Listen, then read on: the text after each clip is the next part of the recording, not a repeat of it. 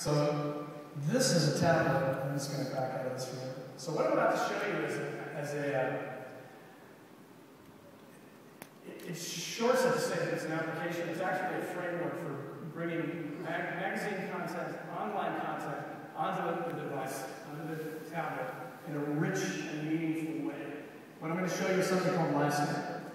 And if you think about LiveScan as yet another way to go reach a consumer with a powerful message that lets them invite you into their lives by choosing what that publication is, whether it's a Yahoo publication, whether it's a third-party publication, and using that exact same cloud infrastructure that I'm using on a mobile device that I might be using on a PC, that's what we're talking about. Now, one thing we know about the tablets is they're used by quite a few people in households. They're passed around. They actually spend the lion's share of their time, believe it or not, in living rooms and in the proximity of the TV set, strangely enough, so there's an opportunity there as well. So I'm going to go ahead and log myself in. I'll just show you. If you want to log in with Facebook ID or Yahoo ID, do either one. We'll expand that even further. But I'll go ahead and just tap on that. So one thing I want you to note, this is HTML. So what you're seeing here is actually an HTML5. So you think about this as a web page. But web pages in the future, you're not going to be thinking of them as, even metaphorically, you think of web page and you think of something that's flat, that has content. And this is something that has three-dimensionality and humanity and emotion.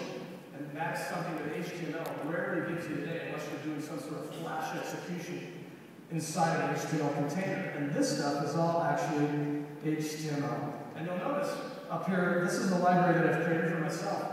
This isn't just Yahoo data. This is actually other publishers using that huge pool of data that Yahoo has.